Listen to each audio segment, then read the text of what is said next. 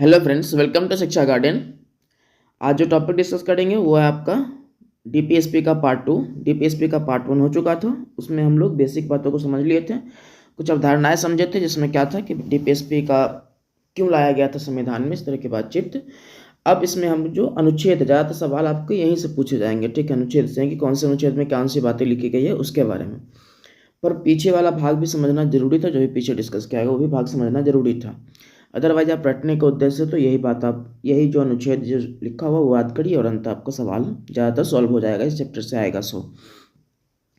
तो अलग अलग आपको अनुच्छेदों को देखने को मिलेगा इसमें, ठीक है। भाग 4 में आपको 36 से लेकर 51 अनुच्छेद था, इन सब अनुच्छेदों को यहाँ पर डिस्कस करेंगे हम लोग। चलिए तो देखते हैं।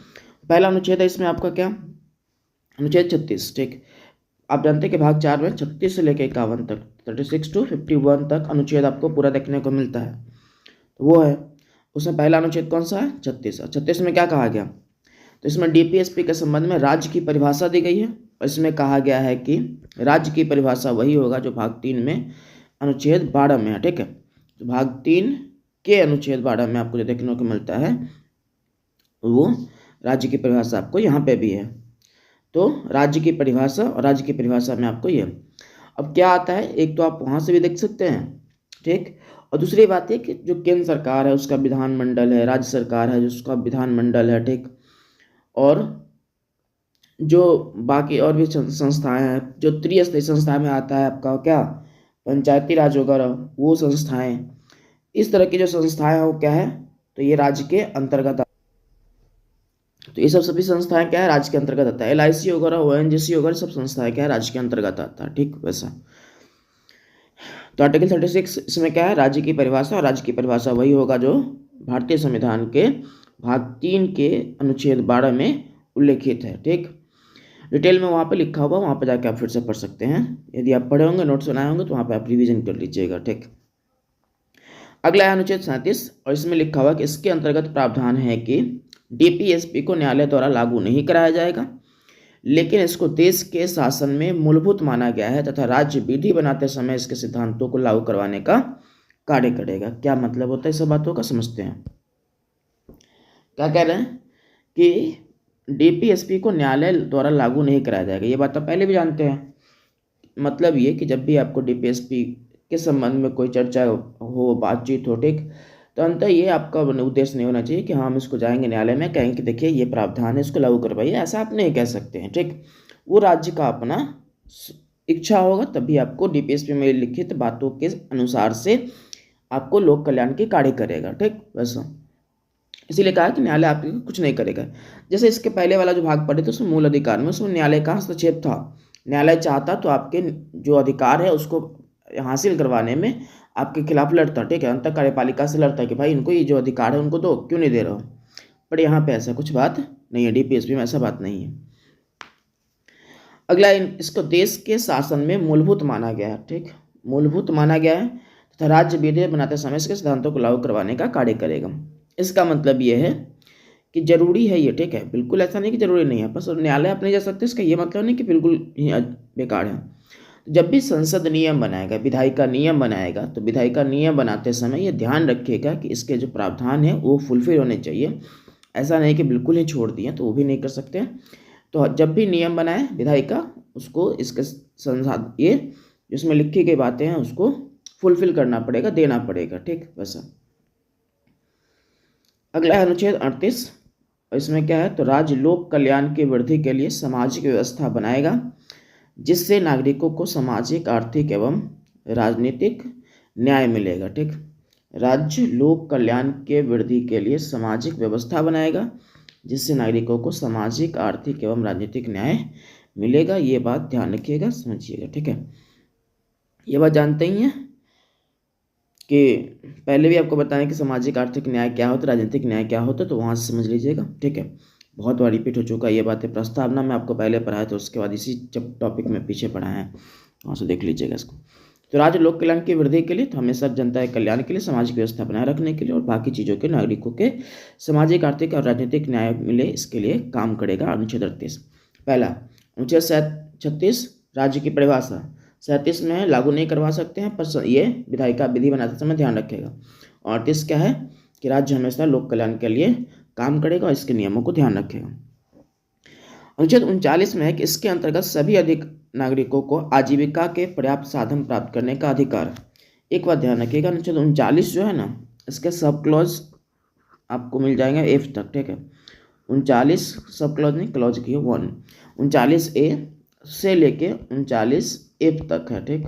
इसमें बहुत सारे प्रावधान हैं।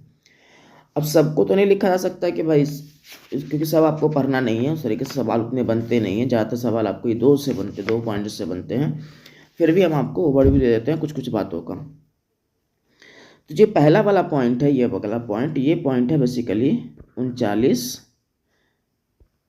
क्लॉज क्लॉज 1, ठीक है, ए। एक बारी फिर से कर लेते हैं आपको, ठीक। देखिए ये आप जब पॉइंट है आपका तो 39 क्लॉज ए का है, ठीक। इस तरीके से ये कहाँ तक जाएगा, एफ तक जाएगा, ठीक, ध्यान रखिएगा। तो सभी नागरिकों को आजीविका के पर्याप्त साधन प्राप्त करने का अधिकार है, ये 39A के तहत आपको बात मिला हुआ है, ठीक है। 39 क्लॉज ए, ध्यान रखिएगा। एक और बात पहले फिर से क्लियर कर लीजिए, 39 और सीधा ए, या फिर ऐसे हिंदी में इसको 39 और क, ये एक अलग से ही अनुच्छेद है, ठीक, जो कि नीचे मिलेगा हमको 39 के जस्ट बाद। तो ये बात और 39 क्लॉज ए, ये बात दोनों में अंतर है, तो ध्यान रखना है, परेशान नहीं होना है। जैसे एग्जाम्पल के तौर पे मौलिक अधिकार में 19 मौलिक अधिकार जो है उसका क्लॉज 1 और क्लॉज ए, और इसमें लिखा हुआ है वाक एवं अभिव्यक्ति की स्वतंत्रता। क्लॉज 1 और क्लॉज ए, इसमें क्या लिखा हुआ, वाक एवं अभिव्यक्ति की स्वतंत्रता। तो इस तरीके से पढ़ा जाता है इसको, तो बिल्कुल ऐसा नहीं है। अब जैसे अब आपका 21 है, ठीक है, अनुच्छेद 21A लिखा हुआ हो, ठीक। तो यदि सीधा सीधा किसी आर्टिकल के साथ लिखा हुआ बिना ब्रैकेट का, तो उसको क्या मानना है, उसको मानना है कि वो आर्टिकल ही है, ठीक। जैसे 39 पहले लाया गया था, अब 39 ही तो लाएंगे नहीं, तो 39 के साथ ये ABCD या क ख ग हिंदी में लगा दिए, ठीक है। लेकिन यदि इस तरीके से ब्रैकेट में कोई बात लिखा हुआ हो तो वो क्लॉज और सब क्लॉज के रूप में पढ़े जाते हैं, ठीक, खंड और उपखंड के रूप में पढ़े जाते हैं। तो ये बात ध्यान रखिएगा। तो इसी तरीके से अनुच्छेद जो 39 है, 39 में क्लॉज ए से लेके एफ तक की चर्चाएं हैं, ठीक, वो सब की चर्चाएं आपको देखने को मिल जाएगा। तो ये बात आप ध्यान रखिएगा। और फिर अलग से 39 तो आपको पढ़ना ही, 39A पढ़ना ही है, क पढ़ना है वो अलग से, ठीक, वो अलग है। तो ये बिल्कुल नहीं है कि आप कंफ्यूज हो रहे हैं, ठीक, ऐसा नहीं होना है कंफ्यूज। चलिए देखिए, तो इसके साथ कितना तक है, एफ तक, ठीक। और उसी में जो है आपको क्या पढ़ना है, तो ये पढ़ना है ये वाला कि जो 39 और क्लॉज ए, ये वाला बात इसमें है। नेक्स्ट आपका जो बी वाला है बात, वो यहाँ पे नहीं लिखा हुआ, हम आपको बस बोल देंगे, जो जो बातें नहीं लिखा हुआ बोल देंगे, ठीक। बी वाला में ये था 39B, चाहे तो आप बाद में नोट डाउन कर सकते हैं, और नहीं करिएगा तो बहुत सवाल इस वाले से पूछता नहीं है, वैसे जितना लिखा हुआ 2 को उसी से ज़्यादा सवाल पूछता है। और खासकर उसमें भी ये वाला जो है, स्त्री एवं पुरुषों को समान कार्य के लिए समान वेतन, ये ज़्यादा से पूछता है। तो सार्वजनिक जो 39B है, ये तो 39A हो गया। 39B जो है वो है सार्वजनिक संसाधनों का उचित वितरण एवं स्वामित्व।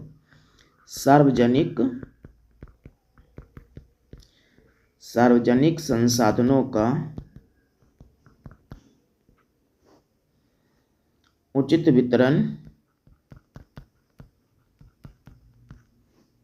उचित वितरण एवं स्वामित्व।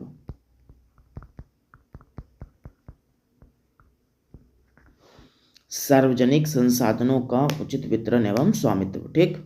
ये वाला बात कहाँ लिखा हुआ है, तो ये 39B में लिखा हुआ। अब आइए आपका 39C हो जाएगा, ठीक। उसमें क्या है, धन एवं उत्पादन के साधन का अहितकारी संकेंद्रण न हो। ये बात आप नोट डाउन कर लीजिएगा, यहाँ पे नहीं है, ठीक है। सार्वजनिक संसाधनों का उचित वितरण एवं स्वामित्व, इसके बारे में आपको बता देते हैं फिर थोड़ा बहुत, ठीक है। इसका मतलब होता है कि जो भी पब्लिक प्रॉपर्टी है उसका वितरण ठीक तरीके से होना चाहिए। ऐसा नहीं किसी व्यक्ति विशेष के पास ज़्यादा हो जाए, किसी के पास बिल्कुल ही ना हो, तो इस तरीके से नहीं होना चाहिए, एक उचित बंटवारा होना चाहिए, ठीक, ये कह रहा। नेक्स्ट हो जाएगा आपका कौन सा, 39C। और 39C ये कहता है, 39 क्लॉज सी, इसमें ये क्या कहता है, धन एवं उत्पादन के साधन का अहितकारी संकेंद्रण न हो। ठीक है, धन एवं उत्पादन के साधन का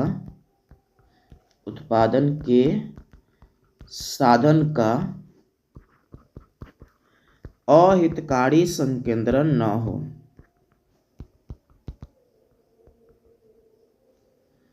संकेंद्रण न हो, आपको दो शब्दों से मतलब है, अहितकारी और संकेंद्रण। फिर से वही बात कि किसी व्यक्ति मतलब जो भी काम करने का जो और बाकी चीज़ों का जो है स्थिति, ठीक है, उसमें क्या है कि असमानता नहीं दिखनी चाहिए। ठीक है, ऐसा ना है कि किसी के पास एकदम धन की बात कर ले तो यदि किसी के पास 100 रुपया, किसी के पास 1 रुपया खाने के लिए बढ़ रहा है, ठीक है, इस तरीके से, तो इस तरीके की बात नहीं। और इसके लिए क्या करेगा, तो राज्य कुछ योजनाएं बनाएगा, कुछ नियम बनाएगा, जिससे क्या हो कि आम लोगों को भी कुछ ऐसा फायदा हो, उस तरीके की बात। तो अहितकारी संकेंद्रण का मतलब है कि मतलब गलत तरीके से किसी के पास कोई संसाधन एक जगह पे ना रह जाए और किसी के पास बिल्कुल ना हो, इस तरह से नहीं होना चाहिए, ये एक उचित तरीके से काम होना चाहिए। ठीक, वैसा नेक्स्ट हो जाएगा आपका 39D। और जो 39D है ना, वो ही बात यहाँ पे लिखा हुआ है आपका, ये वाला जो बात है ये 39D है, 39 क्लॉज डी। और यहाँ पे जो था ये 39 क्लॉज ए था। ठीक है, क्लॉज को हिंदी में खंड बोलते हैं। ठीक, और इसी में जैसे 19 एक और ए था तो इसमें क्लॉज, इसको सब क्लॉज, और ऐसे सिंपल रहेगा तो सिर्फ आप क्लॉज बोल के निकल जाइएगा। ठीक है, एक रहेगा तो ये 39 क्लॉज वो ए था और ये 39 क्लॉज डी है। इसमें क्या है, स्त्री एवं पुरुषों के समान कार्य के लिए समान वेतन का प्रावधान।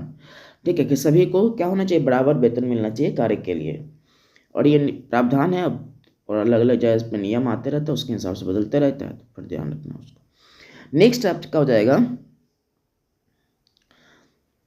ये डी हो गया, इसका बाद ई आ जाएगा। ई में क्या है, तो 39 में यह है कि पुरुषों व स्त्री कर्मकारों के स्वास्थ्य और उचित शक्ति तथा बालकों के सुकुमार अवस्था का दुरुपयोग न हो।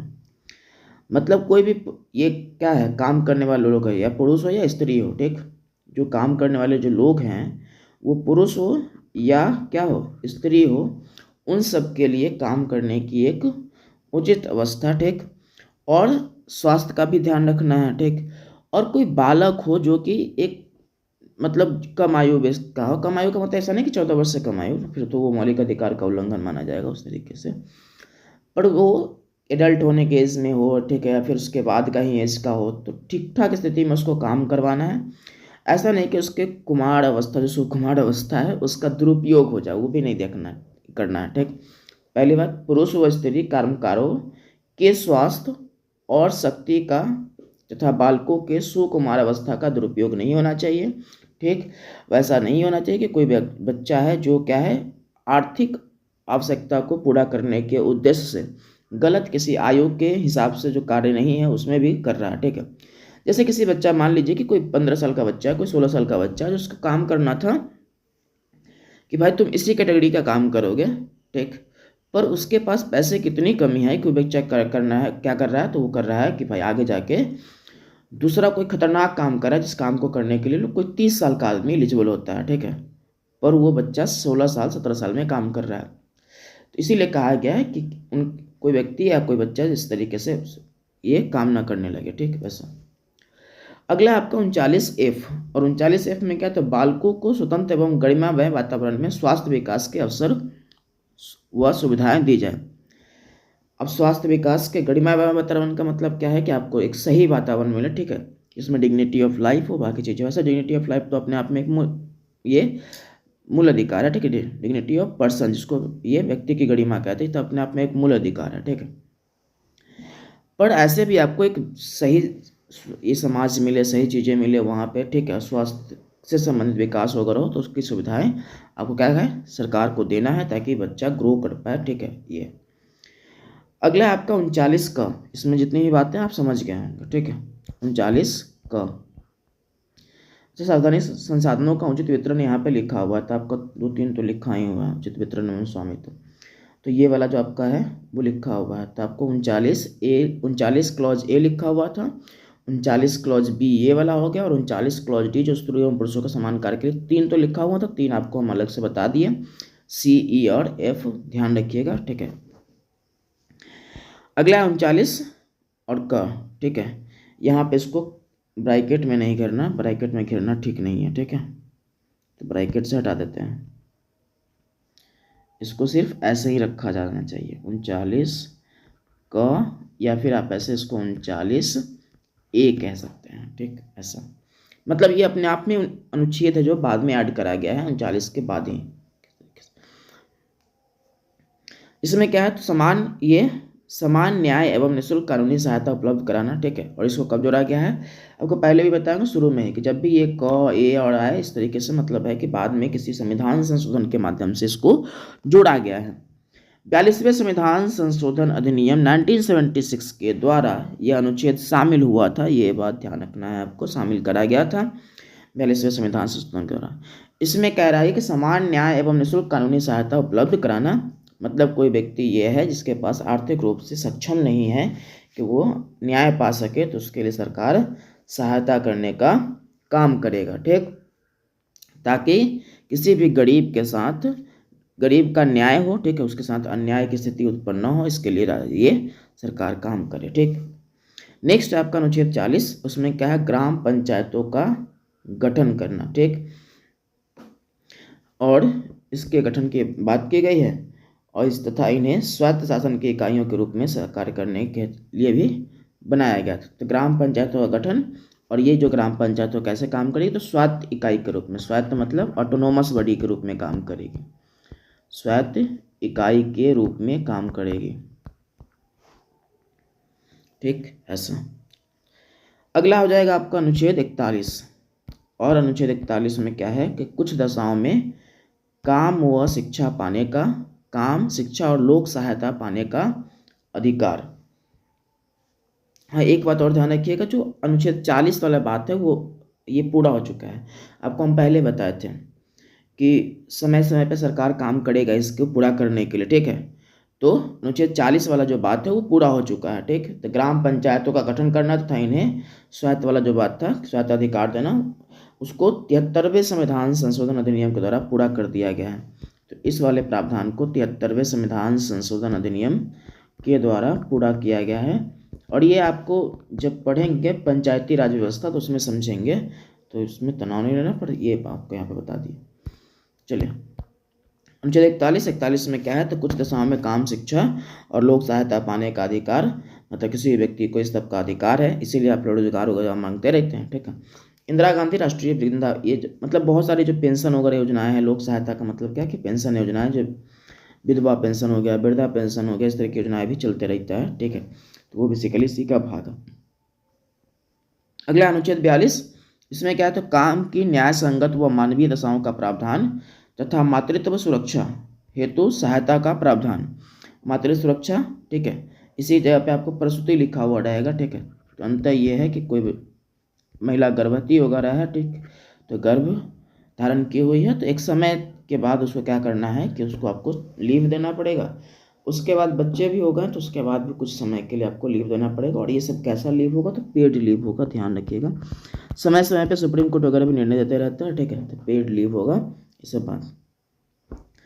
तो मानवीय दशाओं का प्रावधान करना है, जहाँ पे अच्छे तरीके से काम किया जा सके, ऐसा नहीं है कि आप काम करने गए हैं पर आपको वहाँ पे फील बहुत गलत तरीके से आ रहा है कि भाई जानवर जैसा फील आ रहा है, तो इस तरह की बातचीत नहीं होना चाहिए, ठीक है, वैसा। और मातृत्व सुरक्षा है तो काम, ये वाला याद रखिएगा, सवाल बहुत रहता है, ठीक है, कि आजकल बहुत जगह पे डिबेट होते रहता है, और सुप्रीम कोर्ट भी हमेशा बात करते रहता है। तो आपको पता हो कि अनुच्छेद 42 में, मतलब जो ये प्रसूति वाला है या मातृत्व सुरक्षा वाला मामला है, वो कौन सा अनुच्छेद के तहत है, तो अनुच्छेद 42 ध्यान रखिएगा। नेक्स्ट हो जाएगा आपका अनुच्छेद 43, और उसमें क्या है, तो कर्मचारियों को निर्वाह मजदूरी एवं कुटीर उद्योग का विकास, कर्मचारियों के निर्वाह मजदूरी एवं कुटीर उद्योग का विकास, ये बात आपको यहाँ पे लिखा हुआ है। मतलब किसी भी कर्मचारी व्यक्ति को, विशेष को, ठीक है, एक छोटा मोटा उद्योग लगा सके, यदि कोई काम कर रहा है तो उसको उचित तरीके से मजदूरी दिया जाए, इसके बारे में बातचीत कहाँ पे, अनुच्छेद 43 में। और इस पर भी बहुत सारे नियम बने हुए हैं, ऐसा बिल्कुल नहीं कि नियम नहीं बना है, तो इस पर भी नियम बना हुआ है, उसमें कोई दिक्कत नहीं। चलिए नेक्स्ट हो जाएगा आपका क्या, इस अनुच्छेद को 42वें संविधान सॉरी ये वाला तो है। अनुच्छेद 43 क है अगला, ठीक है। उसमें लिखा हो कि उद्योगों के प्रबंधन में मजदूरों की भागीदारी के लिए उपयुक्त विधान बना, ठीक। किसी उद्योग विशेष में लगे हुए हैं लोग, तो उसके प्रबंधन में जो लोग काम उम कर रहे हैं तो उनके भाई सही तरीके से देख रेख हो, ताकि लोग अच्छे तरीके से काम कर पाए। उसको कब जोड़ा गया है? 43वें संविधान संशोधन अधिनियम 1976 के द्वारा जोड़ा गया है। नेक्स्ट हो जाएगा आपका अनुच्छेद 43 ख, और इसमें क्या है कि इसमें सहकारी समितियों के गठन, संचालन इत्यादि की बात की गई है। सहकारी समितियों के गठन संचालन की बात, और इसके गठन का जो बातचीत है वो पूरा भी हो चुका है, ठीक है। 97वां संविधान संशोधन अधिनियम हुआ 19 से, सॉरी यहाँ पे तो लिखा ही हुआ है, अनुच्छेद 43 ख को 97वां संविधान संशोधन अधिनियम 2011 के द्वारा शामिल किया गया था। जब भी आपको माइंड में आए ये सब बात कि यहाँ पे ऐड किया गया है, कोई संस्था बनाएगा, तो ध्यान रखिए कि सरकार का काम है वो, जो कि डीपीएसपी में लिखा हुआ था कि सरकार अपने हिसाब से लोक कल्याणकारी राज्य की स्थापना के लिए कुछ नियम वगैरह बनाते समय डीपीएसपी के प्रावधानों को ध्यान में रखेगा, ठीक। तो बहुत सारे नियम इसके बेस पे बने भी है। ऐसा नहीं कि हाँ ये वाद योग्य नहीं है तो सरकार छोड़ ही देता है बिल्कुल कि हाँ तुमको क्या लेना देना है, ऐसा नहीं कर सकता सरकार। और उसके सरकार की भी मजबूरी है या फिर बाकी जो भी है, पर अंतर सरकार की मजबूरी क्यों कह रहे हैं ऐसा, इसलिए क्योंकि जब भी आपको चुनाव जीतना हो तो अंतर तो काम करना ही पड़ेगा। आप सिर्फ ऐसे कहकर थोड़ी कर सकते हैं कि हाँ हमारे पास तो अधिकारी नहीं है, डीपीएसपी तो बस ऐसे ही बना दिया गया। आपको काम करना पड़ेगा, सड़क बनवाना है, बाकी चीज़ें करना है, पोषण आहार करना है, जैसे अनाज मिल रहा है, तो अंतर ही सब तो करना पड़ेगा आपको, तभी हो पाएगा। तो इसलिए ना चाहते हुए भी इसको लागू करना पड़ता है सरकार को, वो होता है क्योंकि एक ऐसा। अब ये क्या है, सहकारी समितियों के बाद सहकारी समिति का मतलब था सेल्फ हेल्प ग्रुप। यहाँ पे देखिए सहकारी लिखा हुआ, सह और कारी, साथ आकर कार्य करना, ठीक है, साथ आकर कार्य करने संबंधी बातचीत है। और इसी का एक एग्जाम्पल आपको मिलेगा सेल्फ हेल्प ग्रुप, SHG। ये लोग क्या करते हैं, स्वयं सहायता समूह जिसको कहते हैं, इसी तरीके का संस्था है जो लोग साथ आके अपना एक पूरा आर्थिक तौर पे किसी व्यक्ति को मजबूत करने के लिए उनको ये दिए, ऋण दिए, ऋण का जो ब्याज दर होता है वो बहुत कम होता है, ताकि अपना कोई भी व्यवसाय या बाकी कुछ वो लोग कर सके, ठीक। इसलिए नेक्स्ट है आपका अनुच्छेद 44। ये जो बहुत आजकल चर्चे का विषय है, ठीक है, तो बहुत चर्चे का विषय है, हर बात जगह पे आप कहीं ना कहीं पे न्यूज वगैरह में सुन ही लेते होंगे, ठीक। 44 को क्या कहते हैं, तो यूनिफॉर्म सिविल कोड कहते हैं, हिंदी में इसका नाम है समान नागरिक संहिता। तो अनुच्छेद 44 समान नागरिक संहिता, यूनिफॉर्म सिविल कोड। और सिविल कोड, कोड का मतलब क्या होता है, तो यहाँ पे लिखा हो ग्रुप ऑफ लॉ, तो code is a group of law. और यूनिफॉर्म और सिविल, तो तीन शब्द है इसमें, देख लीजिए, ठीक है, यूनिफॉर्म, सिविल, ठीक। यूनिफॉर्म का मतलब होता है एक समान, ठीक, और सिविल का मतलब होता है वैसा मामला जो कि क्या है, नागरिक से जुड़ा हुआ हो, ठीक। और नागरिक से भी जुड़ा हुआ जिसमें किसी तरीके का, तो आपको पता होगा कि दो तरीके के हमारे यहाँ नियमों को बांटा गया है। एक होता है दीवानी, इसी को आप सिविल भी कहते हैं, नागरिक भी कहते हैं, फौजदारी भी कहते हैं, ठीक। इस तरीके से फौजदारी में एक बात जो आपको समझना है, बाकी डिटेल तो आप किसी भी लोग वाले लोगों से ही पढ़ पाएंगे, ठीक है, पर जो बातें समझना है मूलभूत दोनों में ये है कि इसमें संपत्ति का बंटवारा का मामला होगा, उत्तराधिकार का मामला होगा, ठीक। उसके बाद विवाह विच्छेद वगैरह से जुड़ा हुआ कोई मामला है, तलाक वगैरह से जुड़ा मामला है, तो उस तरीके का जो मामला है, बहुत सिंपल आपको समझना हो तो उस तरीके का मामला जिसमें बहुत आपको कोई आपराधिक कार्य नहीं देखने को मिलता है, किसी को मारपीट देना, कोई और गलत कार्य कर देना, इस तरह का कार्य नहीं मिलता है, तो दीवानी है। फौजदारी में क्या है, तो आपको अंततः क्या है कि इसमें क्या मिलेगा फौजदारी में, तो फौजदारी में बेसिकली आपको मारपीट, किसी का सिर फोड़ दिया, किसी का मर्डर हो गया, उस तरीके की बातचीत जो है खासकर आपको यहाँ पे देखने को मिलता है फौजदारी में, ठीक। तो ये है। अब जो ये वाला मामला है दीवानी मामला, जिसको आप नागरिक भी कह सकते हैं, सिविल मामला भी कह सकते हैं, ठीक, इस वाले मामले के संदर्भों में यहाँ पे बातचीत किया गया अनुच्छेद 44 में, ठीक है, तो इसको आप ध्यान रखिएगा, ठीक। तो क्या लिखा गया, यूनिफॉर्म, यूनिफॉर्म का मतलब होता है एक समान। आप जब स्कूल में जाते होइएगा तो आप ये शब्द सुने कि यूनिफॉर्म पहन के जाना है। इसका मतलब क्या है कि उस स्कूल के जितने भी बच्चे हैं उनका एक ड्रेस कोड होगा, या तो एक ही ड्रेस कोड होगा जो कि सब पहन के जाएगा कलर वाइज, ठीक है, या फिर ऐसा होगा कि गर्ल्स का ये है, बॉयज़ का ये है, उस तरीके से भी कर सकते हैं, कुछ लोग करते हैं, ठीक। तो यूनिफॉर्म का मतलब होता है एक करना। किस मुद्दों पे करना है? एक तो सिविल मामलों पे, ध्यान रखिएगा, सिविल मामलों पे। जैसे मान लीजिए कि हमारे दिक्कत यह है कि हमारे समाज में जो दिक्कत कहिए, जो भी कहिए, ठीक है, क्योंकि बहुत विवाद वाला मामला है, आपको अपने हिसाब से देखना, सरकार निर्णय लेगी, हम समझा रहे हैं बस आपके लिए, ठीक। तो मामला ये है कि अलग अलग जगहों पर, जैसे उत्तराधिकार का मामला जो है इस्लाम धर्म में बिल्कुल अलग है, आपको हिंदू धर्म में अलग मिल जाएगा, ठीक। और भी धर्मों में अलग अलग प्रावधान हो सकते हैं, ठीक। कि संपत्ति का बंटवारा कैसे होगा, पिता के जाने के बाद पुत्रों में किस तरीके से होगा, उस तरीके की बातचीत। अब इस तरह के जो मामले हैं, इस मामले में, ठीक है, अब कोई व्यक्ति किसी का मर्डर करता है तो उसमें जाहिर सी बात है कि चाहे किसी भी धर्म से आता हो, इस्लाम से आता हो, सिख से आता हो, किसी भी रिलीजन से आता हो, उसको क्या मिलेगा? एक ही तरीके का ये मिलेगा, सज़ा मिलेगा। यदि कोई किसी का मर्डर किया है तो जो सज़ा किसी भी धर्म के लिए लोगों के लिए होगा। पर जब उत्तराधिकार का मामला आता है, विवाह विच्छेद का मामला आता है, तलाक जिसको कहते हैं, उसका मामला आता है, तो उस स्थिति में क्या होता है कि भाई उसके कुछ सामाजिक नियम होते हैं अलग अलग धर्मों के, उसके हिसाब से भी चलता है। तो ये अनुच्छेद ये कहता है कि अलग अलग धर्मों का नियम नहीं, आप क्या करिए, एक बराबर लॉ बनाइए भारत में, मतलब मान लीजिए भारत में ही लागू हो, क्योंकि हम भारत का संविधान पढ़ रहे हैं।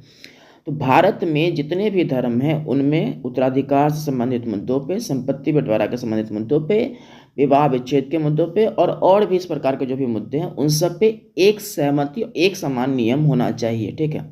ऐसा नहीं कि उस धर्म में उस में ये चलता है तो उसको उस तरीके से रह दीजिए, बाकी वो। कुछ मामलों में जो जनजातीय समुदाय के लोग हैं उनको थोड़ा बहुत छूट देने की व्यवस्था बात की जाती है, ठीक है, कि उनको क्योंकि उनका अपना एक कल्चर अलग से है, तो उस तरीके से कुछ मामलों में, पर उसमें कितना है सरकार ही अपना नियम तय करेगी अंत, उसके बाद हम लोग पढ़ के आपको समझा सकते हैं, ठीक। वैसा तो यूनिफॉर्म का मतलब एक समान, और सिविल का मतलब क्या था? एक जो विषय है वो कि किस मतलब किसके अंतर्गत कौन आता है, उस तरीके से जो अभी आपको थोड़ा देर पहले बताए थे वो। सिविल है नागरिक से जुड़ा हुआ विषय, ठीक। वैसा। और कोड का मतलब होता है ग्रुप ऑफ लॉ, तो समान नागरिक संहिता, तो ऐसे नागरिकों से जुड़े हुए नियमों की एक बराबर बातचीत हो, उसके लिए नियम बनाना, ठीक है। कहाँ पे? अनुच्छेद 44 में। देखिए बहुत छोटा मुद्दा भी नहीं है, तो ये बहुत जटिल मुद्दा है, ठीक है। आप सीधे सीधे बात किसी पे नहीं कर सकते, परंतु आप जिस क्लास के लिए हैं तो उसके लिए इतना काफ़ी है कि आप समझिए, उसको याद करिए। सवाल ज़्यादातर आपको ऐसे ही पूछेंगे, इससे ज़्यादा कुछ नहीं पूछता है। सवाल ये पूछेगा कि अनुच्छेद 44 में क्या है, तो आपको याद रखना है समान नागरिक संहिता। या आप कभी पूछेगा समान नागरिक संहिता किस अनुच्छेद में है, तो ये भी याद रखना, सेम बात नहीं होगा, ठीक है। तो कभी घुमा फिरा के आपको पूछ लेगा, ठीक। एक कि हाँ भाई ये जो वर्तमान में जो राज्य है कौन कौन से लागू किए, इसको दो स्तरों पर लागू किया जा सकता है, या तो केंद्र लागू कर ले या राज्य लागू कर ले, ठीक। तो वो कोई भी कर सकता है, या तो केंद्र करेगा तो पूरे राज्य में, पूरे में जगह पे करवा देगा, या फिर राज्य का अपना अधिकार है कि राज्य अपने तरफ से भी कर सकता है। तो वर्तमान में गोवा राज्य में समान नागरिक संहिता लागू है, ठीक। और उसके साथ साथ एक और राज्य है जिसका नाम है उत्तराखंड, वहाँ पे भी इस तरह के प्रावधान देखने को मिले हैं कि वहाँ पे ये यूसीसी को लागू कराया गया, ठीक। एक सवाल उत्तराखंड के संदर्भ में ये कहते हैं कि वैसा कौन सा राज्य है भारत का जो पहली बार ये यूसीसी को लागू किया है, तो ये आंसर होता है उत्तराखंड, ठीक।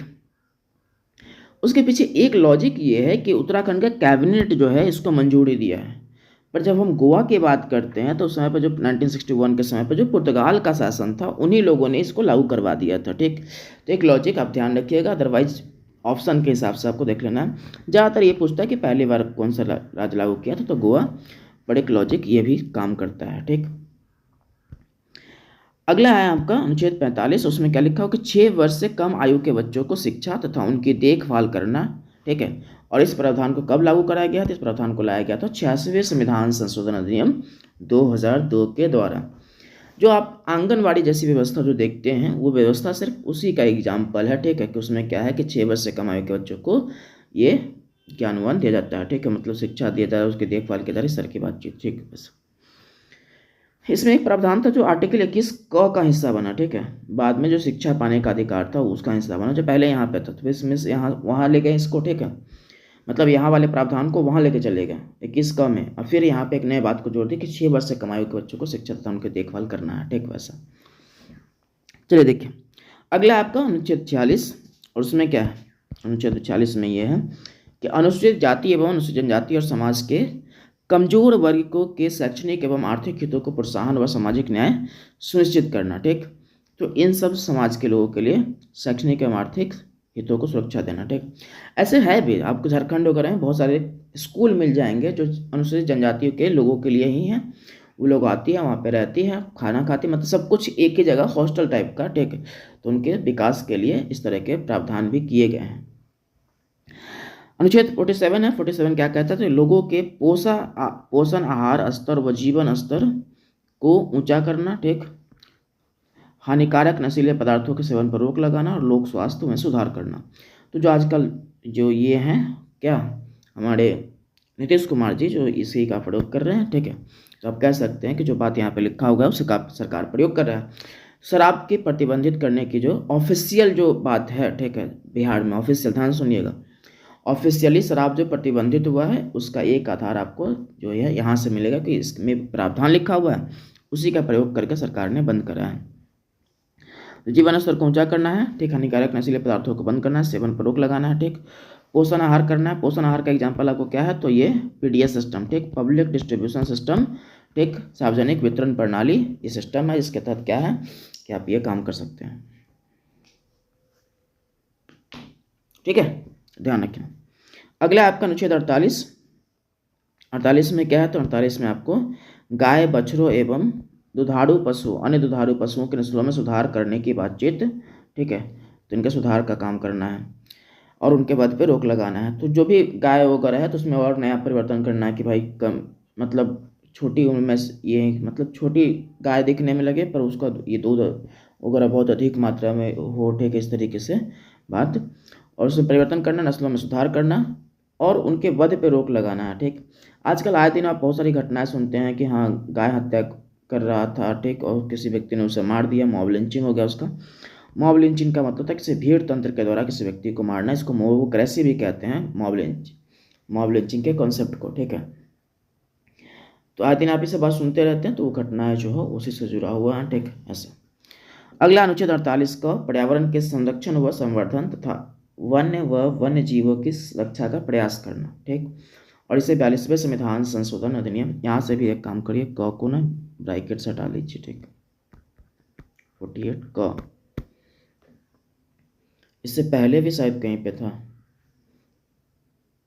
तो वहाँ पे भी देख लीजिएगा। ठीक है, 43 का जो होगा वो सब में, ख में, वो सबको भी देख लीजिएगा, बाहर लिखना है उसको। ठीक, 48 का वन्य जीवों की रक्षा का प्रयास करना, इसे 42वें संविधान संशोधन अधिनियम द्वारा 1976 के द्वारा जोड़ा गया था। ठीक है, इसमें जानते ही हैं कि पेड़ पौधे की रक्षा करना, वन्य जीवों की रक्षा करना, इस तरीके की बातचीत। और आप जानते हैं कि सलमान खान जी इसी का शिकार हैं। ठीक है, वन्य जीवों की बात को नहीं समझ पाए थे और अंत उनको नुकसान भुगतना पड़ रहा है इन सब चीज़ों का। ठीक, क्या सही है क्या गलत है, न्यायपालिका निर्णय करेगी, सरकार निर्णय करेगा। हम जो बताना चाह रहे हैं अंत, क्योंकि उनके द्वारा जो एक वन्य जीव की हत्या हुआ था उसके कारण से उनकी समस्या बहुत है उनके जीवन में। ठीक है, तो वन्य जीवों का वगैरह नुकसान से बचाना।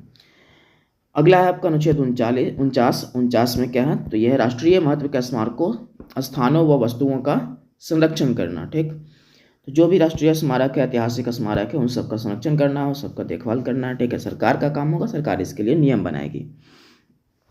अनुच्छेद 50 में क्या है? तो राज्य की लोक सेवाओं में कार्यपालिका से न्यायपालिका के पृथक्करण का प्रयास करना। ध्यान रखिएगा, आपको बताया था कि शासन का 3 अंग है। ठीक, एक है विधायिका, कार्यपालिका और न्यायपालिका।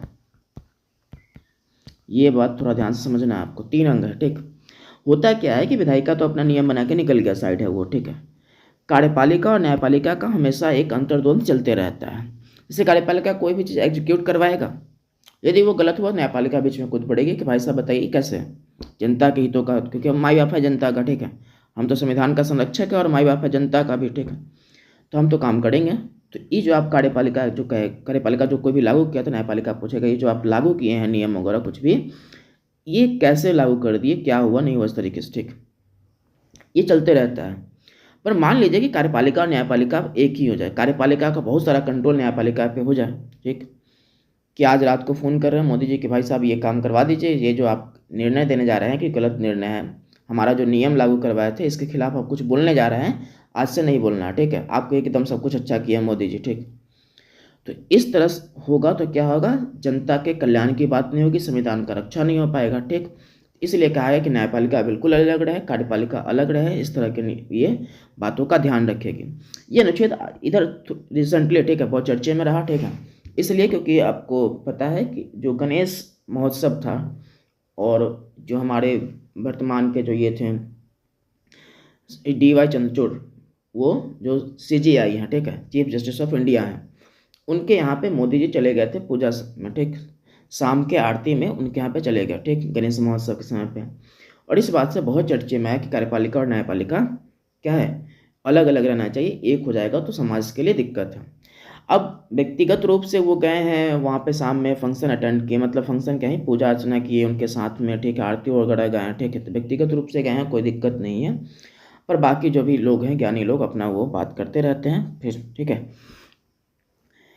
अगला है आपका अनुच्छेद 51, और उसमें क्या है कि अंतर्राष्ट्रीय शांति व सुरक्षा की अभिवृद्धि करना तथा राष्ट्रों के बीच न्यायपूर्ण व सम्मानपूर्ण संबंधों को बनाए रखना। इस सब बातचीत तो शांति और सुरक्षा की बात करना, ठीक है, और अलग अलग राष्ट्रों के बीच ऐसे नियम बनाना ताकि अलग अलग राष्ट्रों के बीच शांतिपूर्ण समझौता रहे, सब रहे, ठीक, वैसा। नेक्स्ट हो जाएगा आपका दोनों में अंतर, जो कि आपको पहले ही बता दिया है कि इसका भाग 3 है मूल अधिकार, ठीक है, 12 से 35 तक है, और ये भाग 4 36 से 51 तक। जो मूल अधिकार है, एक बात और ध्यान रखिएगा, ये व्यक्ति को दिया गया है, ठीक है, व्यक्ति को। ये जो DPSP राज्य को दिया गया है, राज्य का कहा गया कि राज्य आपका काम है, ये व्यक्ति किसी का काम नहीं है। जो भी इसमें प्रावधान लिखा है वो आपका काम है, व्यक्ति का काम नहीं है, तो ध्यान रखना। ये न्यायालय द्वारा परिवर्तनीय है मूल अधिकार, ये न्यायालय द्वारा अपरिवर्तनीय और अबाध्य हो गए, और इस तरीके से चैप्टर खत्म हो गया। मतलब इससे ज़्यादा आपको नहीं पढ़ना, 2 पार्ट में कवर किया गया है, इससे ज़्यादा नहीं पढ़ना है, प्लीज़ नहीं पढ़िएगा, ठीक, बहुत डिस्कशन कर दिए हैं, ठीक। इवन कि आप BPSC तक का जो है काम इससे कर सकते हैं, ठीक है, तो ज़रूरत नहीं इससे ज़्यादा पढ़ने का, ठीक है, उससे ज़्यादा क्या ही बोले कि अब इसे कहाँ ले जाइएगा इसका पता। अब इससे ज़्यादा तो आप सोच भी नहीं रहे, पर इससे ज़्यादा करना भी नहीं, ठीक है, वैसा ध्यान रखना, इसको समझिएगा, पढ़िएगा। कोई दिक्कत हो तो सुझाव दीजिएगा कमेंट में, ठीक है। चलिए, इसका PDF आपको लिंक वो टेलीग्राम पे मिल जाएगा, तो वहाँ से ले लीजिएगा। बोलिए बाय।